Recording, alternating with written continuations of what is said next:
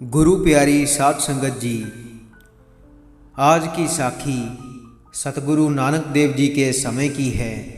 आज का ये प्रसंग गुरु नानक प्रकाश ग्रंथ के अध्याय 8वें में दर्ज है। आज की साखी में हम सतगुरु नानक देव जी द्वारा गंगा विखे पश्चिम की तरफ पानी उछालने और देवी देवताओं से मिलाप करने का प्रसंग श्रवण करेंगे। आइए बड़े ही प्यार से आज का यह प्रसंग श्रवण करते हैं। साध संगत जी, सतगुरु नानक पाई मर्दाना जी के साथ कुरुक्षेत्र पहुँचे हुए थे। वहाँ पर सतगुरु नानू पंडित के साथ चर्चा कर आगे चल पड़े और सतगुरु गंगा के किनारे पहुँच गए। वहाँ पर बहुत बड़ा मेला लगा हुआ था और बहुत भीड़ इकट्ठी हुई पड़ी थी। पूर्व, पश्चिम, उत्तर और दक्षिण से बहुत बड़ी गिनती में लोग वहाँ पर आए हुए थे। महापर्व के कारण बहुत बड़ी गिनती में अपने पापों की मैल उतारने के लिए लोग वहाँ पर आए हुए थे। वहाँ पर जाकर सतगुरु ने डेरा लगा लिया और सतगुरु सभी के हृदय को मलिन होता हुआ देख रहे थे। वहाँ पर किसी ने भी अपने मन को काबू नहीं किया था।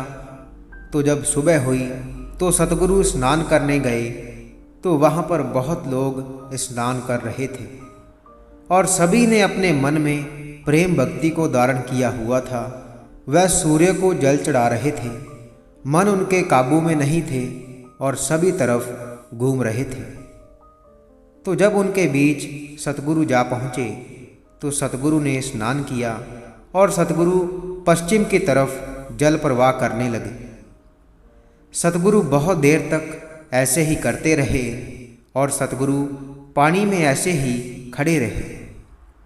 तो वहाँ पर मौजूद सभी लोग सतगुरु को देख हैरान हो रहे थे और एक दूसरे से पूछ रहे थे कि यह कौन है, यह हिंदू है या मुसलमान है, क्योंकि इसकी गत जानी नहीं जा सकती। तो इस प्रकार हृदय में हैरानी धारण करके वचन धारण कर वह सतगुरु से पूछने लगे कि आप कौन हो, आप हिंदू हो या मुसलमान हो, कृपया हमें सच सच बताएं, कोई भी बात गुप्त ना रखें। अगर आप तुर्क हो तो आप हिंदुओं के बीच क्यों आए हो और गंगा में आप स्नान क्यों कर रहे हो? अगर आप हिंदू हो तो पश्चिम की तरफ जल प्रवाह क्यों कर रहे हो? इस दिशा में किसको जल चढ़ा रहे हो? किसके कहने पर ये नई नीति अपनाई है?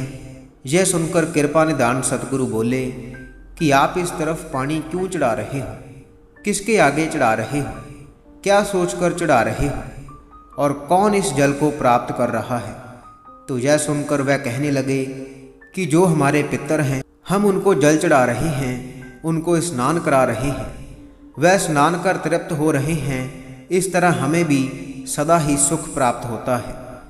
तो यह सुनकर सतगुरु नानक ने वचन किए कि आपके पितर यहाँ से कितनी दूर हैं जिनको आप सदा ही जल देते हो और जो जल प्राप्त करके तृप्त होते हैं। तो उनके बीच जो समझदार लोग थे उन्होंने कहा कि वह कई योजन हमसे दूर हैं। तो यह सुनकर सतगुरु पश्चिम की तरफ मुँह कर बड़े जोर से जल प्रवाह करने लगे। तो वह लोग कहने लगे कि आपने हमें अपनी बात कोई नहीं बताई कि आप हिंदू हो या तुर्क, और इस तरफ जल प्रवाह करने से किसकी तृप्ति होती है? तो यह सुनकर सतगुरु नानक ने कहा कि जब मैं गंगा स्नान करने के लिए चला था तो मैं अपने नगर में खेत बीज कर आया था। पीछे उनको कोई पानी देने वाला नहीं है, इसलिए मैं उनको पानी दे रहा हूँ कि कहीं वह सूख ना जाएं। ऐसे मैं पानी को अपने खेतों में पहुंचा देता हूं और ऊंची स्थल पर मैंने खेत बीजा है। वह ऊंचाई के कारण, हड़ आने के कारण वह ढल जाता है। तो गुरु जी की यह बात सुनकर वह लोग सतगुरु को बावरा समझने लगे और कहने लगे, ये पानी तो यहीं पर गिर रहा है, ये पानी वहाँ तक कैसे पहुँच सकता है, क्योंकि तेरे खेत कहाँ पर है और तू कहाँ पर खड़ा है। इस तरह वह कहने लगे कि आपके खेत हरे नहीं हो सकते, आप बड़े अनजान हो। तो बहुत लोग मिलकर वहाँ पर आए तो कृपा निदान गुरुजी ने कहा कि आप लोगों ने परमेश्वर बुलाया है, प्रेम भक्ति के बगैर मन भरमाया है।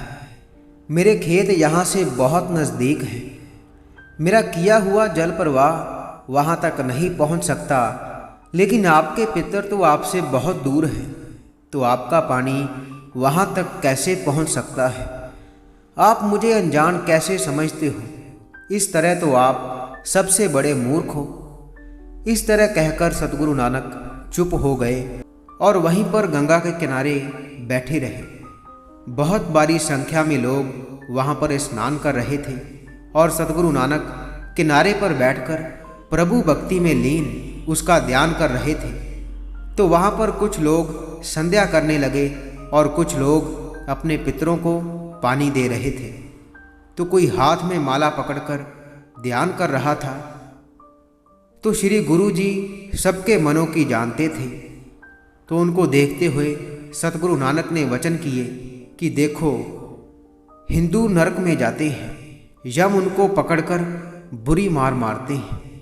तो यह सुनकर वहाँ पर मौजूद लोगों ने सतगुरु नानक से सवाल किया कि हिंदू हरि की भक्ति करते हैं तो फिर वह कैसे नरकों में जा सकते हैं? और कहने लगे कि पहले तुमने उल्टी बात कही थी, हे निडर, अब तू ऐसे कैसे बोल रहा है? तो उनको सीधा मार्ग दिखाने के लिए सतगुरु नानक बोले कि अगर आप नाम में लिव लगाओ, फिर आप अंत में नीच गति को क्यों प्राप्त करते हो? हाथ में माला लेकर बैठे हो, लेकिन फिर भी एक क्षण के लिए भी मन स्थिर नहीं होता। लोक दिखावे के लिए दिन रात बैठे अपनी मर्जी अनुसार पाखंड करते हो। और सतगुरु कहने लगे कि आप किस तरह नाम जप रहे हो? और सतगुरु ने एक दो जन को इशारा कर कर कहा कि तुम्हारा मन तो मुल्तान में फिर रहा है, और तुम्हारा काबुल में फिर रहा है, और तुम्हारा दिल्ली में फिर रहा है। मन में बड़ा प्रसन्न होकर लाभ देख रहा है। वहाँ पर मौजूद लोग जो ध्यान कर रहे थे, भक्ति कर रहे थे, उनके मन जहाँ जहाँ भटक रहे थे, सतगुरु नानक वैसे वैसे उनको बताते गए। तो सभी मनुष्यों ने सतगुरु नानक के ये वचन सुनकर यह जाना, ये मुक्तिदाता परमेश्वर है।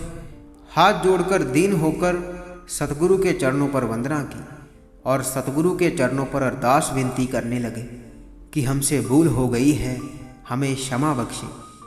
हमने आपकी पहले महिमा नहीं जानी, अब हमें पता चल गया है कि आप तो मुक्ति दाते हो। तो दर्पण माला छोड़कर हिंदू मतानुसार देवता और पितरों को तृप्त करने के लिए मंत्र पाठ करके जल देने के काम को दर्पण माला कहते हैं। और वह ठाकुर पूजा छोड़कर गुरु जी के चरणों में आकर बैठ गए और कहने लगे, अब आप हमें अपने सिख बना लें और अपने चरणों की धूल समझकर हमारे सभी पाप दूर करें। हम भूले भटके हैं, आप हमें सच्चा मार्ग दिखा दो, क्योंकि आप मुक्तिदाते परमेश्वर हो। अब आप हमारे गुरु हो गए हो। इस तरह कहकर सभी ने सतगुरु नानक के चरणों पर वंदना की। तो यह सुनकर सतगुरु नानक ने कहा, हे संतो, सुनो, मैं किस तरह आपको अपना शिष्य बना सकता हूँ? आपके मन मलिन हैं, इसलिए आप किसी और को अपना गुरु बनाएं। मुझे तो आप बावरा समझते हो। तो यह सुनकर वह कहने लगे कि हम आपको नहीं छोड़ेंगे। तो जब सभी सतगुरु के चरणों पर लेटे रहे, तो सतगुरु ने कोमल वचन कहकर उनको संतोष दिया और गुणों की खान सतगुरु नानक वहाँ पर बैठ गए। उन्होंने भोजन तैयार कर लिया था और सभी मिलकर सतगुरु नानक के पास आए और कहने लगे कि कृपा कर भोजन ग्रहण करें और हमारा जन्म सफल करें। तो सतगुरु नानक ने कहा कि मैं भोजन ग्रहण नहीं करूँगा और ना ही मैं आपके साथ कहीं जाऊँगा। तो वह सभी सतगुरु नानक को भोजन ग्रहण करने के लिए बार बार कहने लगे। तो सतगुरु नानक उनकी बात मानकर उनके साथ चल पड़े। जहाँ पर उन्होंने रसोई बनाई हुई थी, वहाँ पर उनके डेरे में जा पहुँचे। तो यह देखकर उनके हृदय में श्रद्धा और बढ़ गई। खत्री और ब्राह्मण कपड़े उतारकर चौके में जा बैठे और गुरुजी को चौके में बिठाकर लकीर खींची तो सतगुरु नानक ने उनको कहा कि आपका चौका अब पिट गया है, अब सभी वस्तुएं उठाकर फेंक दो। अब लकीर खींचने की क्या ज़रूरत है जब अंदर का चौका ही खराब हो गया है। तो यह सुनकर ब्राह्मणों ने कहा कि हमने बड़ी निष्ठा से साफ सुथरा सुच्चा भोजन तैयार करवाया है और चौके के ऊपर गोबर का लेप किया है और किसी को इसके नज़दीक नहीं आने दिया है। लकड़ियों को पानी से साफ कर, अन्न को चुनकर पास बैठकर सभी कुछ तैयार किया है। तो आपने कहाँ देखा है कि रसोई पिट गई है? हमने तो बहुत सोच संजम की है। तो यह सुनकर सतगुरु नानक कहने लगे कि जब तक आप नहीं आए थे तब तक तो चौका सुच्चा था, लेकिन अब आपने इसे पिट दिया है। आपके साथ 4 नीच इसमें आए हैं, उन्होंने चौका पिट दिया है। तो वह सतगुरु नानक से कहने लगे, हे गुरुजी, हमें तो वह 4 नीच दिखाई नहीं दे रहे। वह 4 नीच कहाँ खड़े हैं? सभी रसोई अभी तक सुच्ची है। हे कृपा निदान, आप भोजन ग्रहण करें। अगर आप भोजन ग्रहण नहीं करते हैं तो आप हमें बताएं कि वह 4 नीच कौन हैं, क्योंकि जब तक आप हमें नहीं बताओगे तो हम जान नहीं सकते, क्योंकि हमारी बुद्धि ऐसी नहीं जो उनको देख पाए। उनकी यह बात सुनकर सतगुरु नानक ने एक श्लोक उच्चारण किया। श्लोक महला पहला। कुबद टोमणी को दया, कसायण पर निंदा, गट चूहड़ी, मुट्ठी क्रोध चंडाल, कारी कड़ी क्या थिए, या चारे बैठिया नाल। जिसका अर्थ है, मंदी मत डूमनी है, दया रहत मत बुचड़नी है, पर निंदा पंगण है। धोखेबाजी और क्रोध चंडालनी है, तो वहाँ पर खींची हुई लीक क्या करेगी? अगर ये 4 चीज़ें तुम्हारे साथ बैठी हुई हैं, इन 4 नीच के साथ चलने से चौका पिट गया है। अपने मन के मुंसिफ होकर इंसाफ करो। तो यह सुनकर वह कहने लगे, हे गुरुजी, ये चौका कैसे पवित्र हो सकता है? कृपया हमें बताएं। तो उनकी प्रीत देखकर दया के सागर सतगुरु नानक बोले, सच को अपना संयम बनाएं, पवित्र जीवन नीति को लकीर बनाएं और नाम के सिमरन को स्नान बनाओ। और सतगुरु कहने लगे, हे नानक, परलोक में केवल वही उत्तम गिने जाएंगे जो पापों के राह पर नहीं चलते। इस तरह जो चौका पवित्र होता है वह दोबारा पिटाया नहीं जा सकता। इस प्रकार आप हृदय धारण करो और मन की सभी प्रकार की मलिनता को दूर करो। तो सतगुरु नानक के ऐसे वचन सुनकर वह हृदय में सतगुरु नानक के वचनों को धारण करते हैं और अपने सभी कामों को विकार जानते हैं और सोचते हैं कि हम इनको कैसे छोड़ें और सभी तरफ से मन को तोड़कर सतगुरु के चरणों में कैसे अर्पित करें। तो वह सभी सतगुरु नानक के आगे अरदास करने लगते हैं कि आप हमें अपनी शरण बख्शें और हमें अपना शिष्य बनाएं। हमारा अब कोई और ठिकाना नहीं है, आप परमेश्वर का रूप हो, हम आपके नाम का जाप करेंगे। तो जब सतगुरु नानक ने उनको निम्र हुआ देखा तो वचन किए कि आपके पास जितना भी धन है परमेश्वर की खातिर सब लुटा दो और फिर परम सुख पाओ। उस समय जिन्होंने सतगुरु की बात मान ली उन सभी ने धन को लुटा दिया। तो उन पर सतगुरु नानक ने मेहर की दृष्टि की और सतनाम का उपदेश दिया। उन पर प्रेम नाम का रंग चढ़ा दिया, उनके मन को शांति दी, जिस कारण उन्होंने सुख पाया। अंतकाल समय उन्होंने ही शुभ गति पाई और जीवित रहते हुए नाम में लिव लाई। इस प्रकार जब सभी सतगुरु के शिष्य बन गए तो उन्होंने सतगुरु को प्रणाम किया और उनके उपदेश पर चलने का उनसे वादा किया। तो इस प्रकार जब रात हुई तो श्री गंगा शरीर धारण कर सतगुरु नानक के पास आई। गंगा ने सोने का थाल हाथ में पकड़ा हुआ था और उस थाल में हीरे और जवाहरात थे।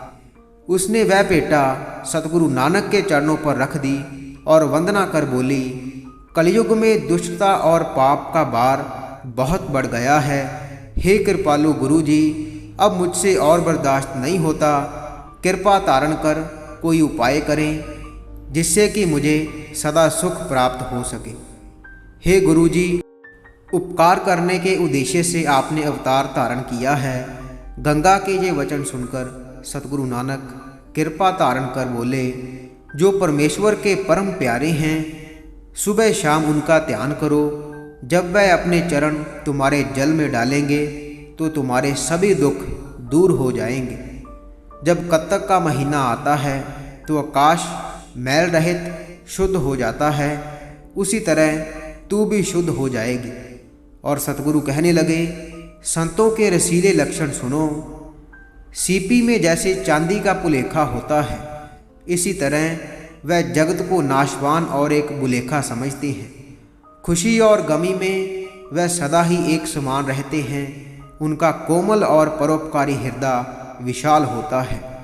विषय और वासनाओं को वह हृदय में साड़ देते हैं। पराये दुख को देखकर वह हृदय में दुखी हो जाते हैं और पराये सुख को देखकर वह हृदय में बहुत प्रसन्न होते हैं। हर समय सिमरन के रंग में रंगे रहते हैं। वैर, मोह और घमंड से दूर रहते हैं। उनके चरण जब तेरे जल में पड़ेंगे तो तेरे सभी दुख और कष्ट उसी समय दूर हो जाएंगे। तो श्री गंगा जी ने सतगुरु नानक से जब ये वचन सुने तो उन्होंने सतगुरु नानक के चरणों पर वंदना की और सतगुरु नानक के चरणों को स्पर्श किया।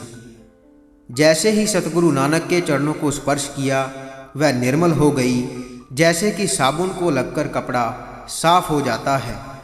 और कहने लगी कि मेरी ये पेटा स्वीकार करें, आप जगत के स्वामी हो।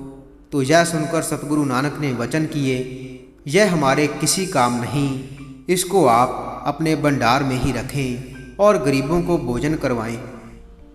तो यह सुनकर गंगा ने कहा कि हे गुरुजी, आप भी वहाँ आकर भोजन ग्रहण करें। इस तरह कहकर गंगा वहाँ से चली गई। तो जब सुबह हुई, गंगा ने भंडारा किया। सभी प्रकार के भोजन बनाए गए, सभी देवताओं को बुलाया गया और सभी वहाँ पर उसी समय मौजूद हो गए। नारद मुनि ब्रह्मा जी के साथ आया। श्री गौरी जी के साथ श्री शंभू जी शोभ रहे थे। चंद्रमा, सूरज, अग्नि, कुबेर, वायु और गणेश भी वहाँ पर आए। इंद्र आदि जो सभी देवते हैं, सभी गंगा के किनारे आ गए। ऋषि मुनि, जपी तपी, सन्यासी और दिगंबर सभी वहाँ पर आ गए। सभी देवी देवताओं ने दूसरा रूप धारण किया हुआ था। तो सतगुरु नानक भी वहाँ पर पहुँच गए। तो वहाँ पर मौजूद देवी देवताओं ने सतगुरु की चरण वंदना की। पापों का नाश करने वाले सतगुरु नानक की सभी महिमा जानते थे। भोजन आदि तैयार करने की सेवा थी, वह सभी सेवा देवी देवताओं ने संभाल ली। इस प्रकार सभी ने भोजन ग्रहण किया। सभी सतगुरु नानक के दर्शन कर बहुत प्रसन्न हुए और भोजन ग्रहण कर चले गए। श्री गंगा वंदना कर अपने जल के प्रवाह में समा गई, जैसे बर्फ गर्मी के कारण जल बन जाती है। तो वहाँ पर मौजूद मनुष्य आपस में मिलकर बातें कर रहे थे कि यह भंडारा किसने किया है। सभी एक दूसरे से पूछ रहे थे, असल का किसी को पता नहीं था। तो ऐसे सतगुरु नानक ने वहाँ पर उपदेश देकर अपनी भक्ति को दृढ़ किया और फिर सतगुरु संसार का भला करने के लिए आगे चल पड़े। तो साध संगत जी, यहाँ पर गुरु नानक प्रकाश ग्रंथ के 8वें अध्याय की समाप्ति होती है जी। प्रसंग सुनाते हुई अनेक भूलों की क्षमा बख्शें जी। साध संगत जी, इसी के साथ हम आपसे इजाज़त लेते हैं। कल मिलेंगे ऐसी ही एक रूहानी साखी के साथ। अगर आप रोज़ाना रूहानी साखियाँ और रूहानी विचार सुनना पसंद करते हैं तो आप इस चैनल को सब्सक्राइब कर लीजिए और साथ ही बेल आइकन पर भी ज़रूर प्रेस कीजिए, ताकि हम जैसे ही नई साखी अपलोड करेंगे उसकी नोटिफिकेशन आप तक पहुंच जाया करेगी। अगर आप रूहानी साखियाँ पढ़ना पसंद करते हैं तो आप हमारी वेबसाइट www.संतवचन.com पर जाकर पढ़ सकते हैं, जिसका लिंक वीडियो के डिस्क्रिप्शन में दिया हुआ है।